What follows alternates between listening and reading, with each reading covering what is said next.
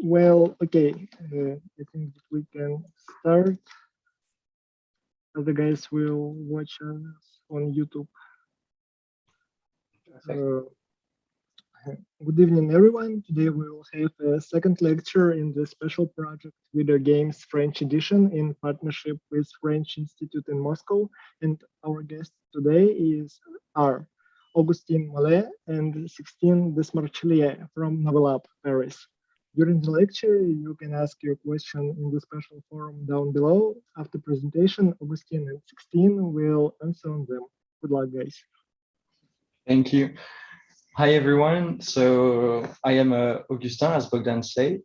And I'm 16, so nice to meet you. And today we're going to speak to you about our enterprise, which is Novelab, which is a creative studio of interactive and immersive experiences. So to start with, we're going to show you the showreel of the experiences that we carried out over the past year.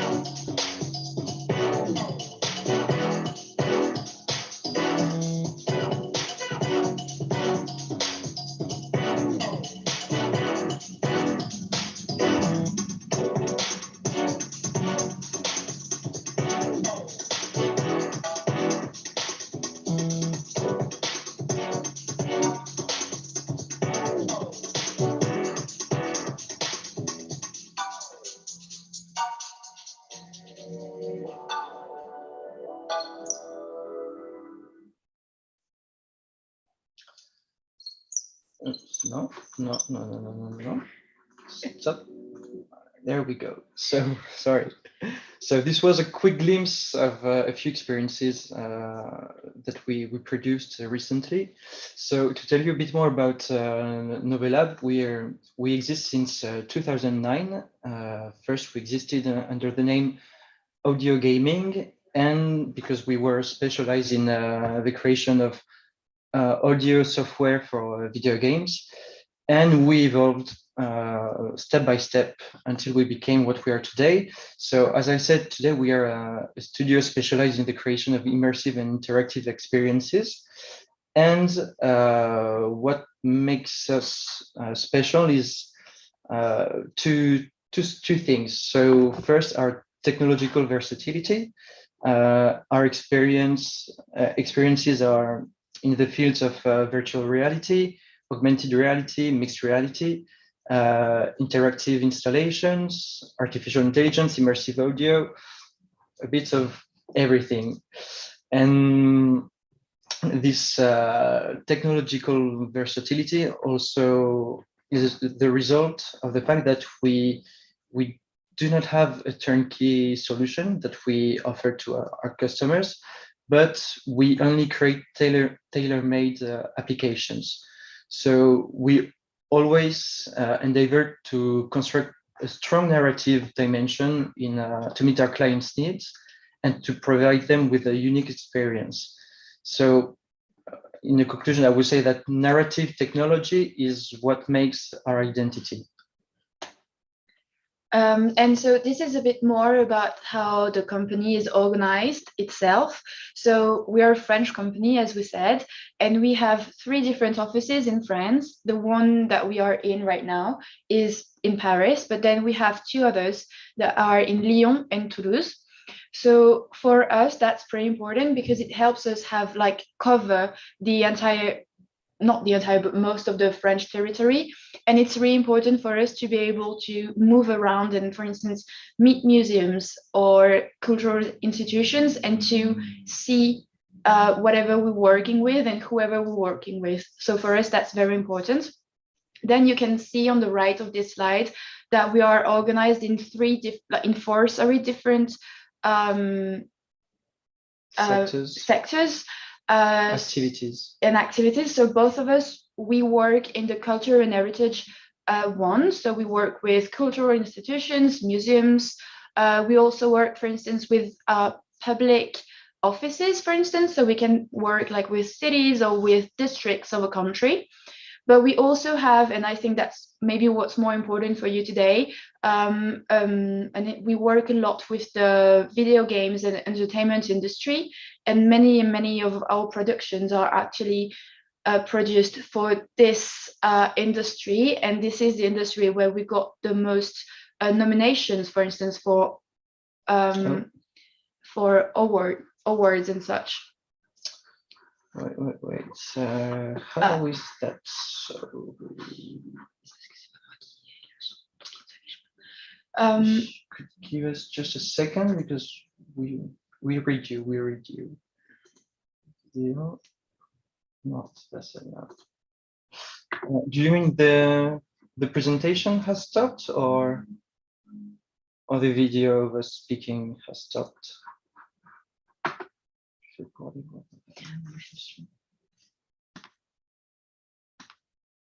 Oh, sorry for the interruptions, guys. I guess it's maybe because your sound device is one computer and your web camera is on your laptop, and it shows your first computer video capturing where you don't have a video capturing. Okay. But I see you, and I don't know what about others. Then we will do this. Wait a second here. Camera. Gonna display it this way. Okay. Okay, so I think this good now is probably better. At least you can see us and have the sound at the same time. Yeah, okay, perfect.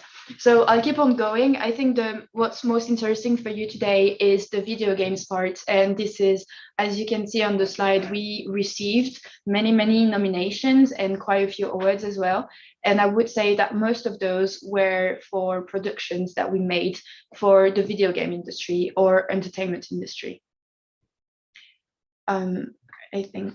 And then, of course, yeah, sorry, we do have like two different industries that we work with a lot. So we do work for brands. So that would be for marketing and communication purposes. We can help them during campaigns, maybe the launch of a new product, a new shop somewhere around the world, for instance. And we work also with the industry for which we can program and produce maybe trainings in VR and stuff like this. And so I was speaking to you before about the variety of technologies that we use and that we create, and this is also a result of having so many different clients with different needs and purposes, which have forced us in a way to be technologically agile to meet their requests.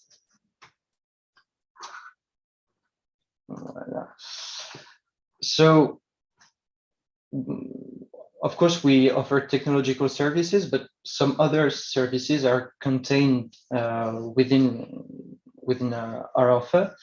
So we are, for example, we have a team for story writing and scenarios, because we believe that the story reflects the unique intention of the creator, and we have a team of writers. We have a network of trusted people who we have already worked with in the past. And we sometimes also receive some projects that have already been written and that just need technological creation. So having this resource, this capacity within our team is a great way to also adapt the project to the actual needs of the situation.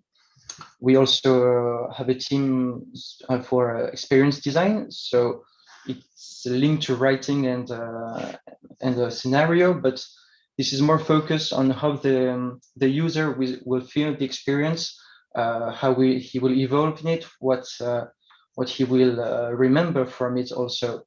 And so what we seek in the end is a sensitive, human, and accessible experience to create long-lasting and joyful memories.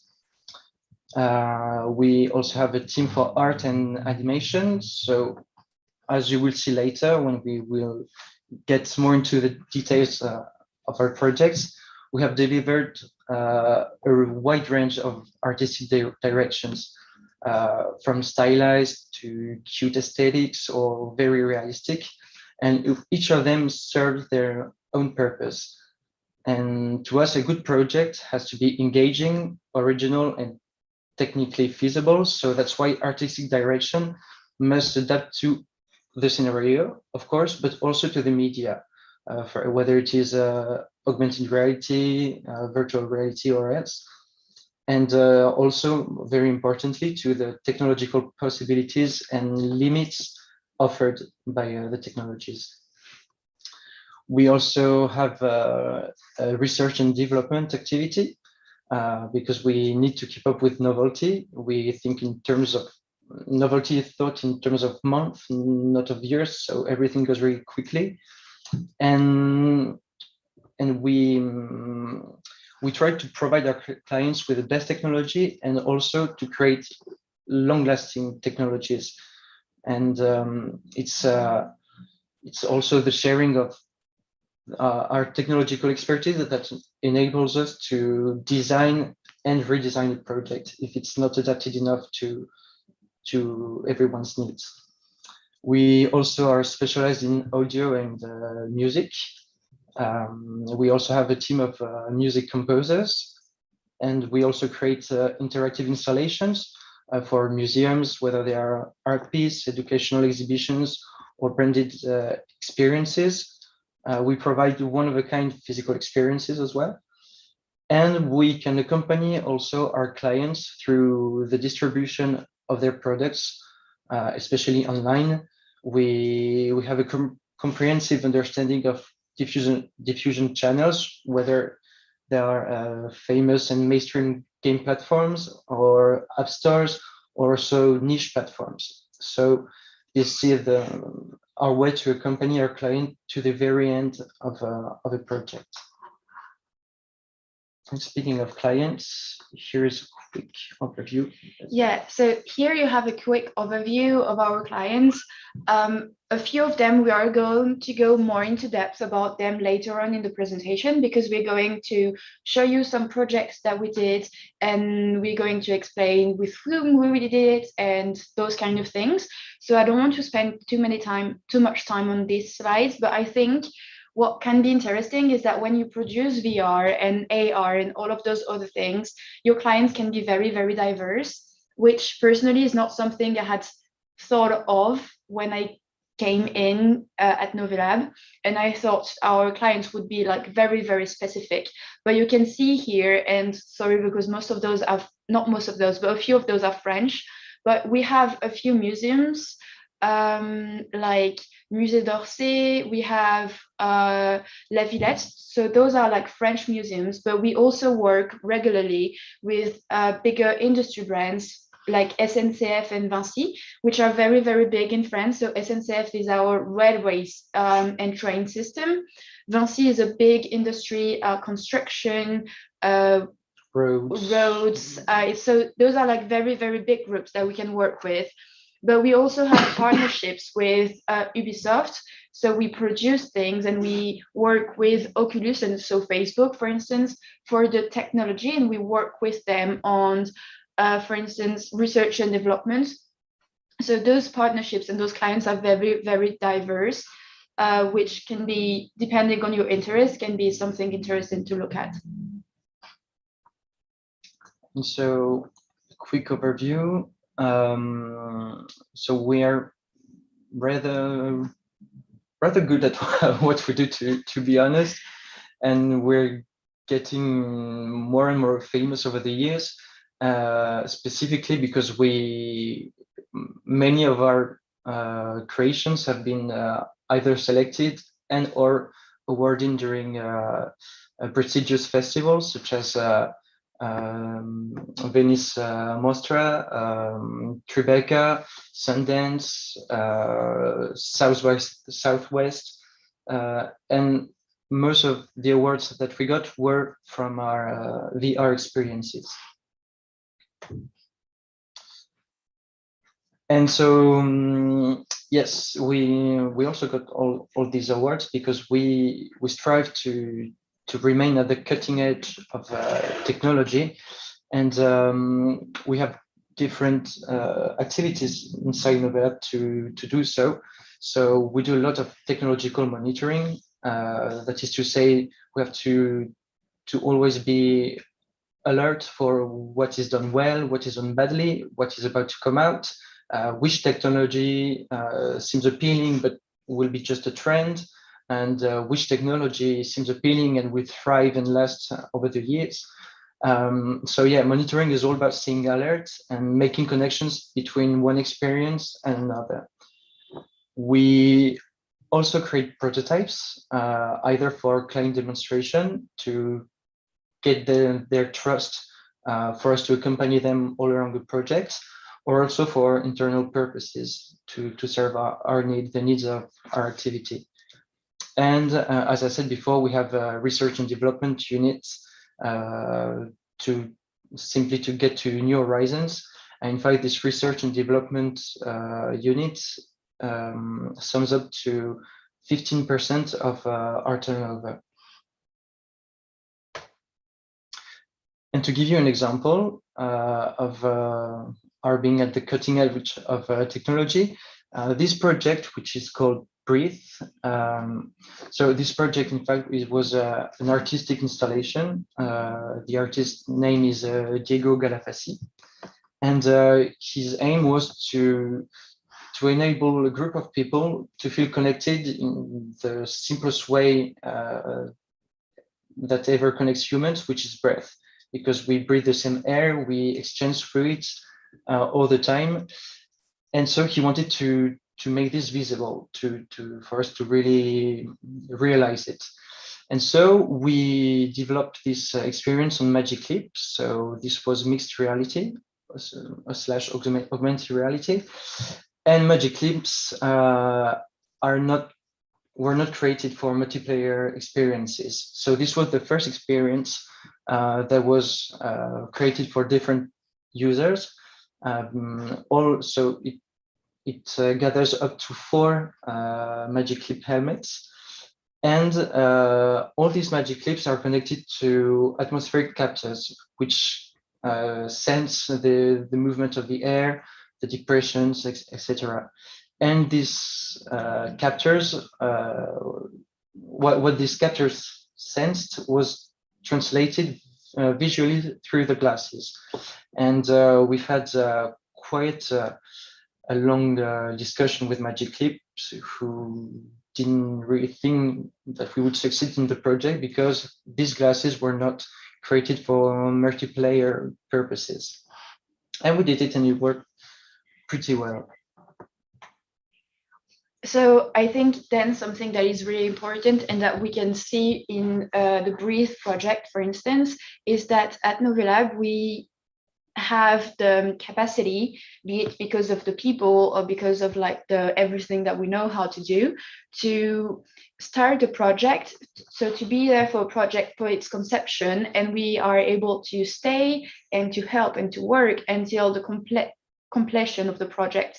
So it means that we have, as we explained, we have the people inside the company that can do the writing, the game design, the financing, and all of the pre-production things that come in when you have a new project, be it writing the scenario, be it finding money just to be able to pay for everything that you want to do, which is not always easy and it takes a lot of time. So we can do all of that, and we do all of that inside of the company. And then when this side is over, we move into the production part. And for the production part, actually, we are like more than 40 people in the company, and at least 30 to 35 of those people are the people who work in the production. So either they're developers or like 3D artists or animation artists, and we can do everything that comes in the project inside of the company, which is one of our, I think, very much what sets us aside, I would say, from competitors that maybe do not have the whole thing inside of the company. And then, of course, when we have some very, very specific things that we need to do, but that maybe we don't have that one person inside of Novelab, then we have a list of partners and people that we are used to working with that we bring in onto projects. And maybe sometimes it's the other way around. They do bring us into projects for this very specific thing that we are one of the best studio to be able to do it. So I think it's something very important at Novelab to have this strength in the production side.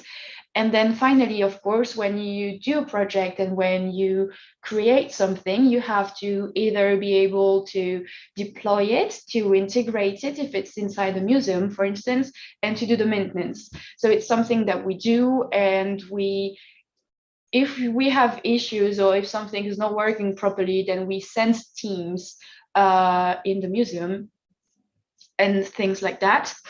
And so for us, this gives us a complete control over the project. And most importantly, it creates trust to have all of that inside of the company, trust with the clients, because it shows that we are in control of what we do. And so now we're going to focus more about the two activities of Novelab, which are entertainment and cultural mediation, which is more linked to what you guys are studying. So to show you how linked these two units are inside Novelab, we decided to show you a bit of the clients that we have in common. Yeah, so this is a bit of the clients that you saw, some of them you saw before, and the way they're organized is that it shows the entertainment side as well as the cultural mediation side, and it shows that those overlap, and it's important for us to work with the synergies between those two sectors because it's a huge help. So in the middle, in the overlap, you can see institution like this CNC, which is a French public institution that helps us either find ways to share the content that we create, but also find money to build the project and to product them. Then we have, of course, Oculus, that we work with them quite often because they are the one with that work a lot on the hardware systems. Then you have the Big V, is a production company that we work with often, which is Atlas 5. And many of our productions that got awarded were actually made with them. And so then on the side, you have companies for entertainment. You have then Amazon or Future Icon, which is a film producing company, and we did, for instance, a few AR projects or like phone applications and games for them in order to promote the movies when they came out, for instance. And then on the other side, we have museums and galleries that we either do VR projects for them or for artists, and then those projects are exhibited in the galleries, and then sometimes they stay for just like a few months. And then for other museums, for instance, we do projects that would stay a few years. And so what really links us, in fact, is the quantity of narration that we insert in the experiences that we address to this kind of clients. And so we're going to focus on the narration because it's what brings us together, and it is also a huge part of our identity. I'm sorry for the images. I'm really sorry, but I found the image really clear. Yeah. So what you need, in fact, to create a good digital experience and immersion is the technology, which would be the shell of the oyster, and a bit of and some strong narrative dimension, which would be the sand that gets trapped into the oyster and becomes a pearl. And so we chose a few projects for whom narration is a very central aspect. For example, Dawn of Art. This is an experience that enables you to enter the Chauvet Cave, which is a prehistoric cave in France, and which we cannot access anymore because it's closed for conservation measures. So for this project, we worked with Google Arts and Culture and the Syndicate of Conservation of the Cave and Atlas V, which we quickly told you about before. So the project first started between Google and the Syndicate of Conservation. They wanted to create a double version of the cave. So they did a photogrammetric and lasergrammetric printing, of the cave to create a 3D model. And then came the idea to create a narrative experience around the model. So we got the existing model that we had to clean and complete. We also created the spaces outside the cave, and we worked with Atlas V to create a poetic and engaging story to give, in fact, the viewer an emotional connection, a strong link about the cave, which would not be related to the paintings in themselves. Like, we do not speak about how the paintings were created, but what the technique or anything of the kind. But we rather focus on the story of the men who met and formed a new group and then created the painting, and also the place that is taken by the artist in the Paleolithic societies. So, in order, in fact, for the people who came to the physical copy of the cave, because there is one physical copy that was created after the original one, and so our goal was to have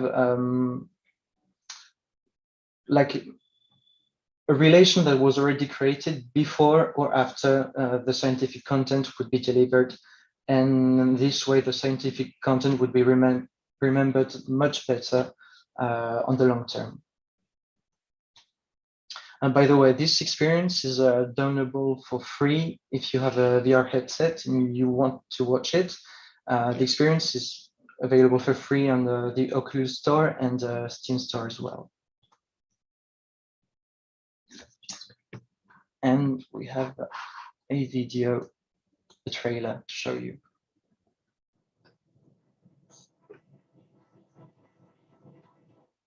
This is where we stopped, under the great arch by the river.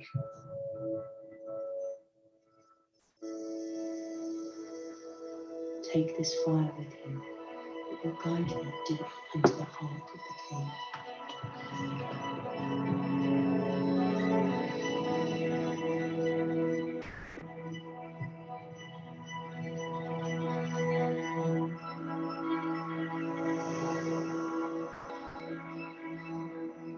And here they left their trace, the trace that leads to you.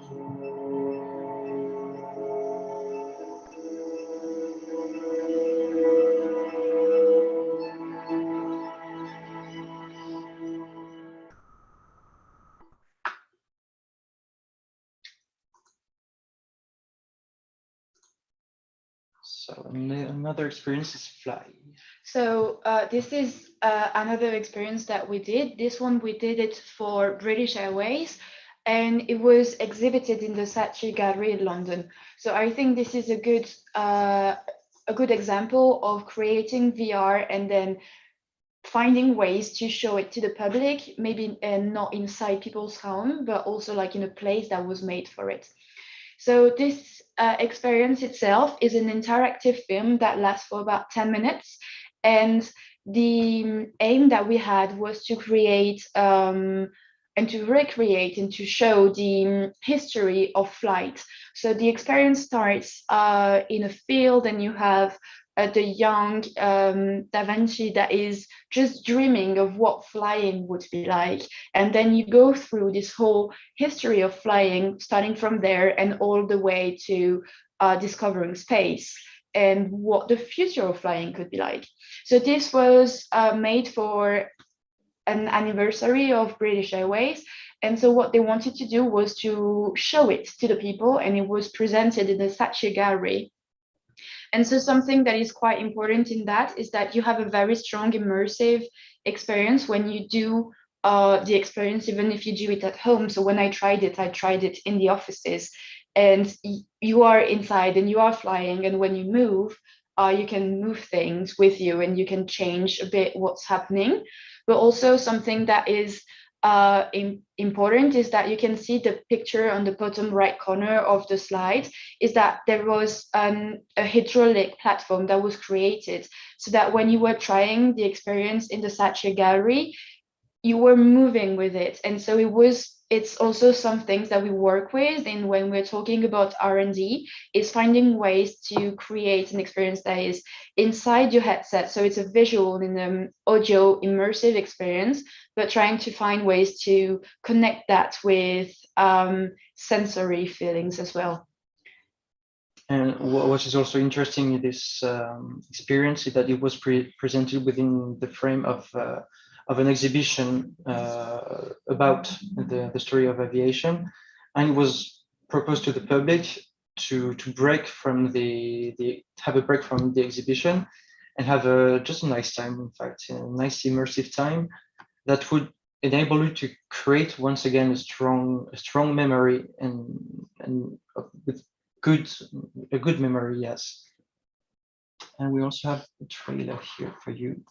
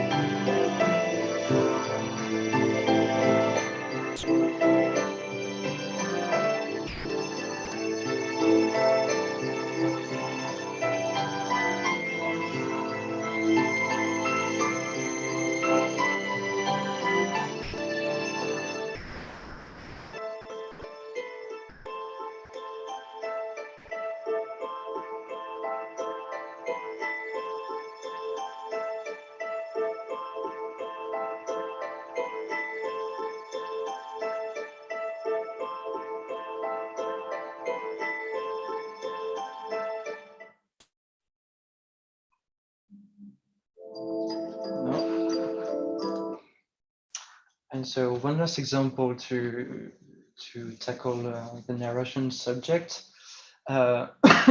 which is, sorry, which is called 123 Brugel.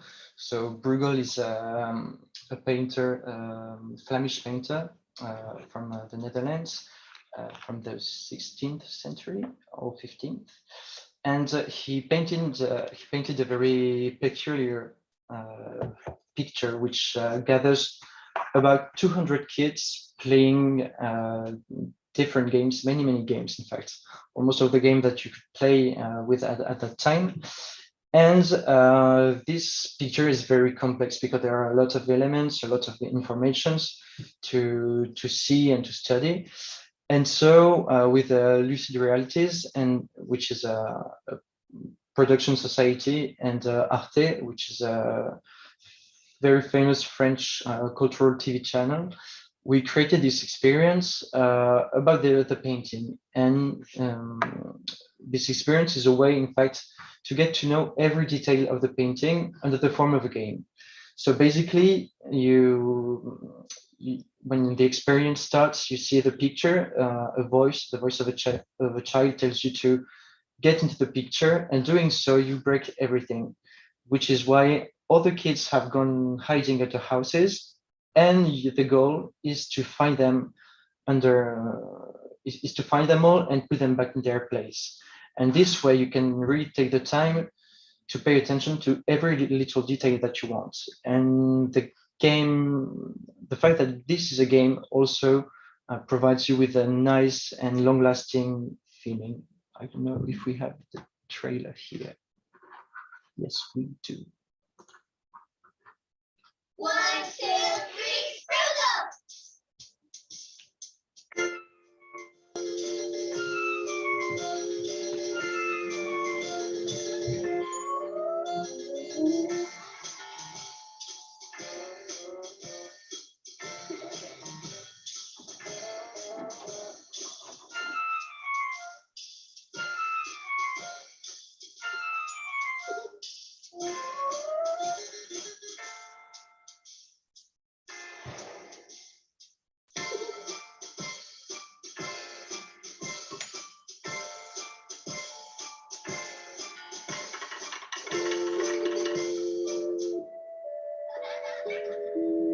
Well done.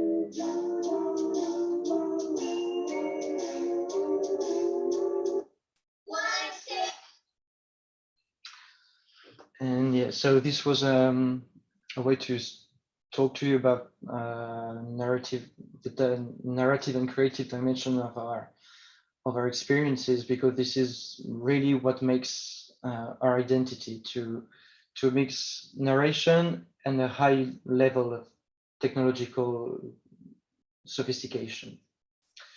And we're going to conclude by speaking to you about a few projects of ours in general. And I think because I see that we are already like at the 30 minutes mark of our presentation, but we wanted to show you different projects that we did. If you think this is too long, just tell us when to stop, and then we can take questions and move into the next part of the presentation if needed. Yeah, Bogdan, maybe you could tell us whether we're running late or if it's okay to go on. Oh, can you repeat your question, please? If you could tell us if we're running late in the presentation, or if we can still go on and show. You can still go on, of course, we got a lot of time. Perfect, Okay, thanks. perfect. I just wanted to make sure. So some other projects, I think this one is honestly the best one. I don't know. It's a project, so it's called Knots on Blindness. It was produced. It was released in 2016, and it was. It's not on Magic Leap, is it? No, it's not on Magic Leap. So yeah, this is a typo. It's not on Magic Leap. It's a VR experience. Yeah. And so this experience was one of the first ones to focus on sound. And so you go through the journey of a man that becomes blind. And so as he discovered that he was going to become blind, and as his wife was pregnant, he wanted to make sure to leave something in order to connect with his child to be. And so he recorded audio cassettes of how he viewed the world as a blind person. So in the audio cassettes, he explains how he sees the world through the sound. And this experience is a way to show the people as us that are not blind and just cannot even fathom what it means to be blind. And it helps with the spatialization, I guess, if we can say that, of the sounds. We can hear, for instance, steps of the person walking by us, and we can see the steps appearing on the floor. And it's a way of just focusing on what sound means and how it helps you be in the space. And I think after this experience, it became kind of a famous way to show what being blind meant through sound. But actually, this experience was the first one to create it like that. And once again, the partners that you see on this experience are some of those that we work with the most often. And I think we have the trailer as well, which would be a good way to show what this feels like. And what I like to add is that, in fact, the narration that you hear is the original recordings done by this man.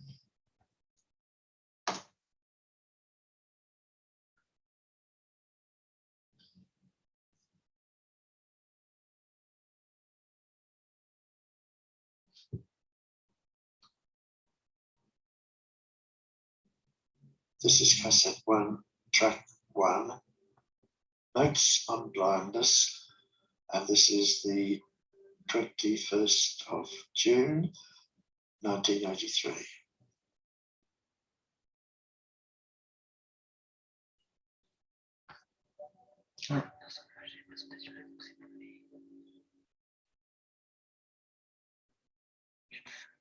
Sitting in the park with the children, I hear the footsteps of people walking past me on the footpath.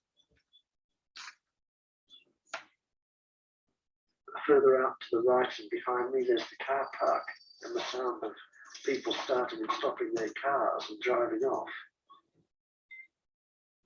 Way off to the left, there's the main road and the noise of the heavy traffic roaring past in the distance. The strange thing about it is that it's a world which consists only of activity. In the blind person's appreciation of weather, wind takes the place of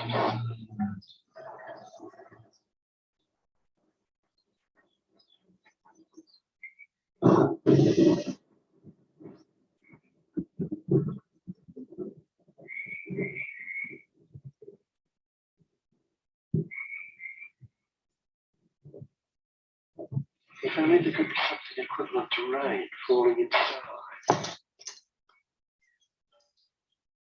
The whole of a room would take on shape and dimension.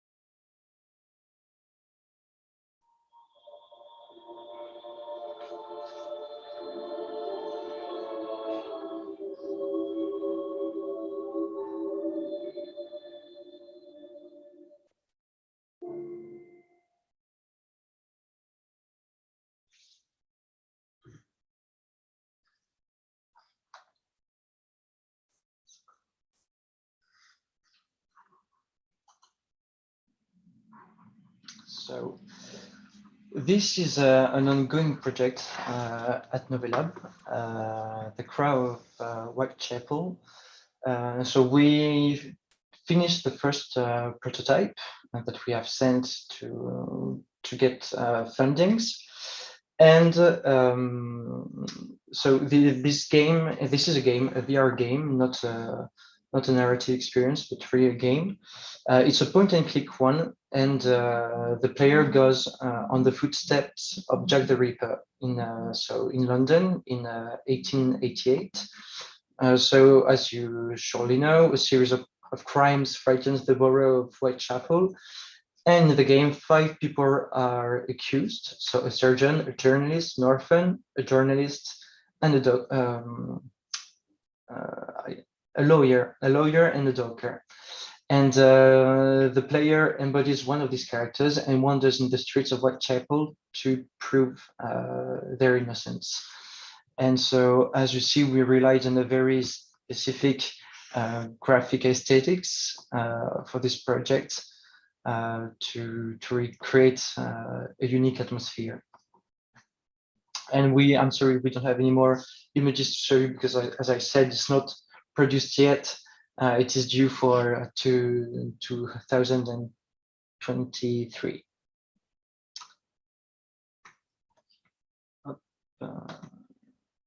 And then in terms of games, we produced this game which is called Typewriter. It was released in 2013, so it's, let's say, quite old, but it was quite a big success when it came out. I think it stayed for a few weeks as like one of the top downloaded apps on the App Store in the paying apps, because it's a paying one. So it's a game that relies on typography and fonts, and it's basically you go through a road and you have to jump through things, and you just have to go through whole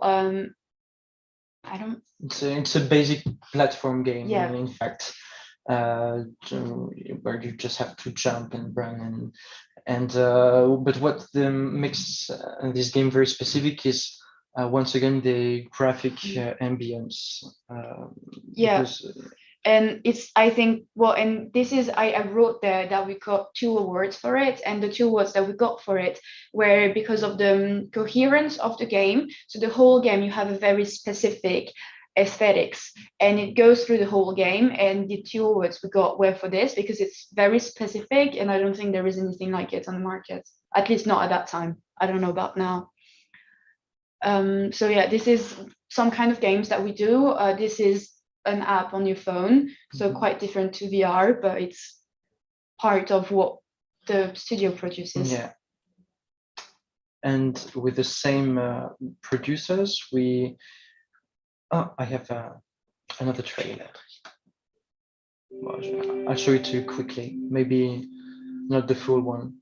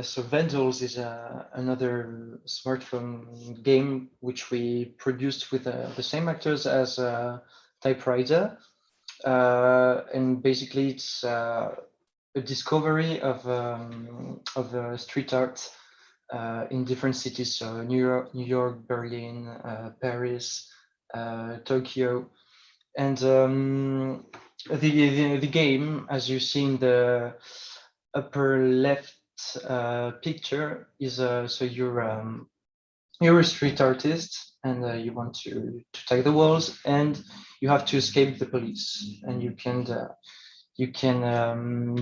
make a diversion by throwing objects or just fleeing from them.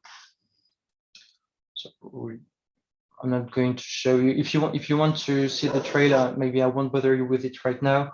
But the game is called Vandals.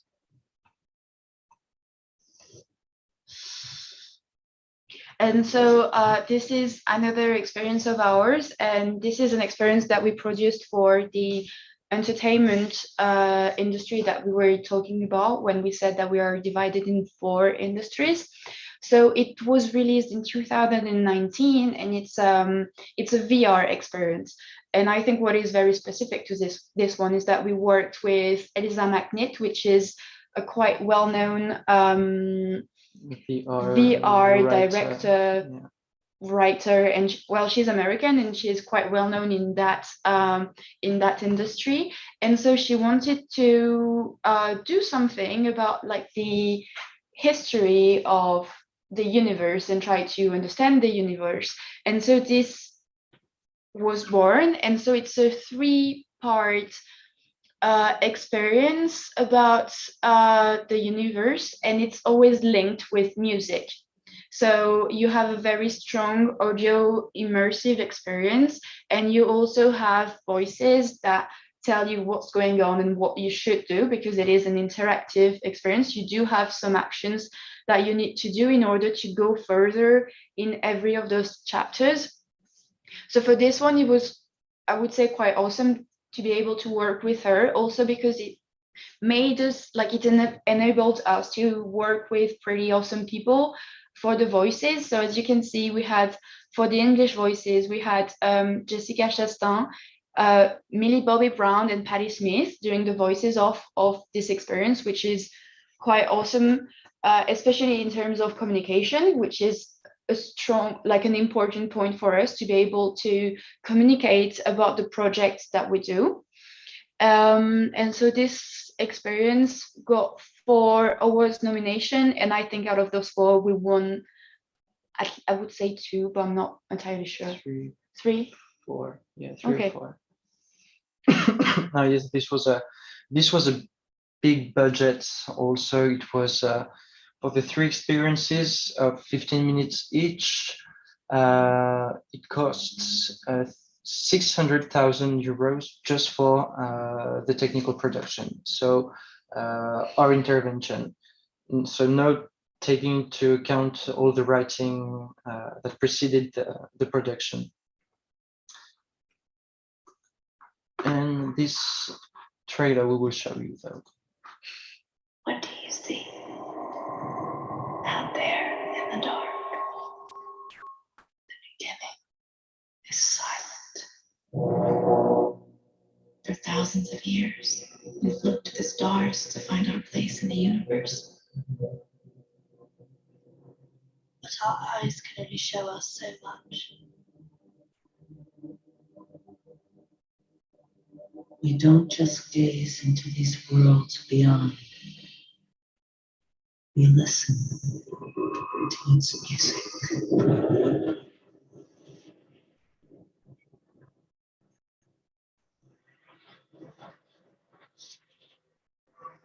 You are the cosmos.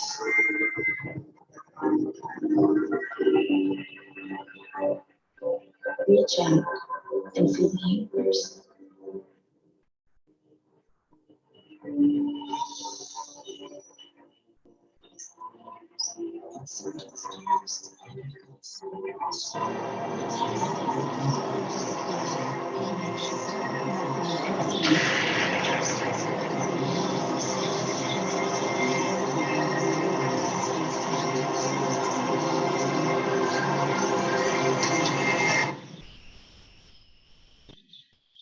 As we call out into the dark beyond, what strange echoes shall reply?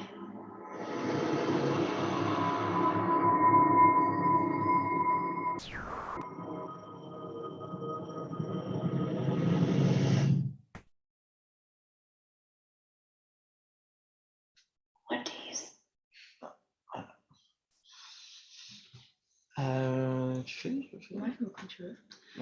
So we have like 2 last projects like that we would like to show you. I think those 2 are a bit different from what we've shown so far, and those are maybe a bit more specific to what we both do at Novelab. So both of those projects were created for museums and exhibitions. The one that you see on the screen right now is called Allo Survie, which is, I don't even know how to translate that, but it's basically about survival and how it was created in an exhibition about the future of life on Earth. And it's about how can you survive if you are left to your own devices in a forest. And the whole thing is about just scanning images in the exhibition and saying, oh, okay, I'm going to either build a fire or look for food. And you go through the exhibition trying to scan images and to learn things about how to survive if you are left to your own devices in a forest. So this is a bit different because it's a web app that we created for this exhibition in particular. It's accessible in the museum, of course, but technically you could access it anywhere, but it doesn't really make sense if you're not at the exhibition. And so it is based on machine learning and AI, just because we have to recognize the images, and from that on, then the app is going to lead you to one thing or another, depending on the image that you scanned. And last and not least, so for a museum, an archaeology museum in France, in Alésia, which was the famous battle in the very, very early history of France. So there is a museum about this battle, and we provided them with 13 interactive devices that are all included in the permanent exhibition. So we created, for example, simple features like tactile surfaces to browse through documents, but also a fighting game. So with infrared camera, you take position in front of the screen, and you can fight either a Roman soldier or a Gaulois, an old French soldier, let's say. We also created a catapult game. We created an interactive book, physical book with a projection of the content on the pages. We also did a device that simulates archaeological digging and researches. So a lot of different technologies were resorted to for this project, and in order to give the visitors as much fun as he could get during the exhibition. And so for this project, we intervened from the game design of each device to the delivery, going through the artistic direction, the UX UI, creation, programmation. We did pretty much everything. And no, a last one now. Yeah, I completely forgot about that one. I'm sorry. So this is a different project, and we thought it could be interesting for you guys because of the studies you're doing. It's still a prototype, this project. Yeah, so this is still in development, and it's being worked on like right now. And so the idea is, I think you've all heard about the metaverse. Yeah. And so it's based on that, and the idea is to provide companies, museums, whoever wants, with an online platform where people can meet. And if it's a museum, then they can maybe exhibit some paintings, sculptures, things like that, and then provide an online and virtual space for people to visit. But also, I think something that is quite a strong point of it is that it would be a multiplayer experience, so that people can meet on the platform, they can see other people, they can exchange information, just discuss about maybe the art that they see or the experience that they have and things like that. And I think something that is quite interesting about it is that it's being developed both for VR headsets, but also for a web version that you would access on your laptop.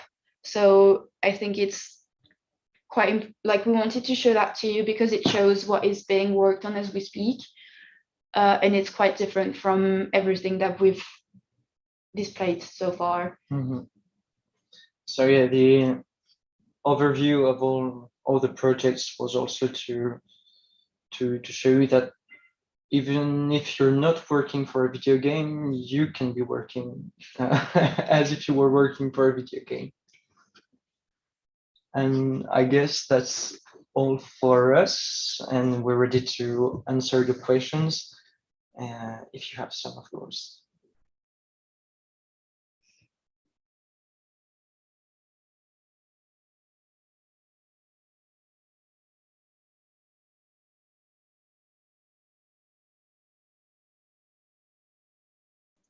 I think that on the most questions you have answered during the lecture in chat, but we can wait 1 minute more.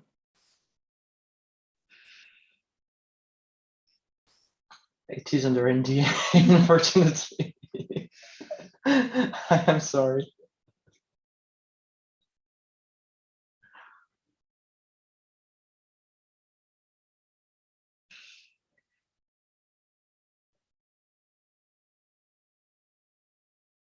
But now, if I can say something, is that the relationship that we have with them is that of technical we provide them with a technical service.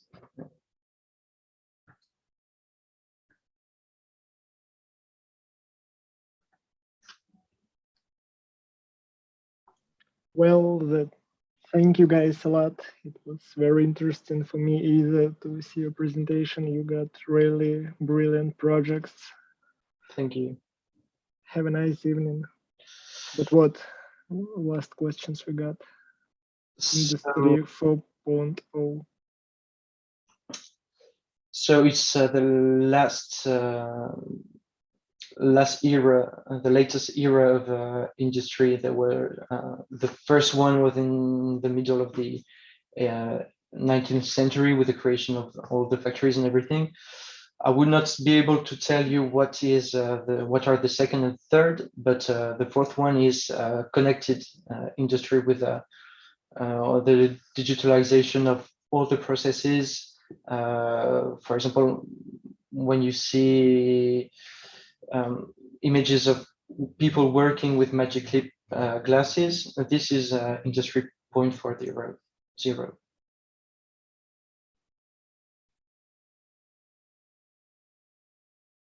You're welcome.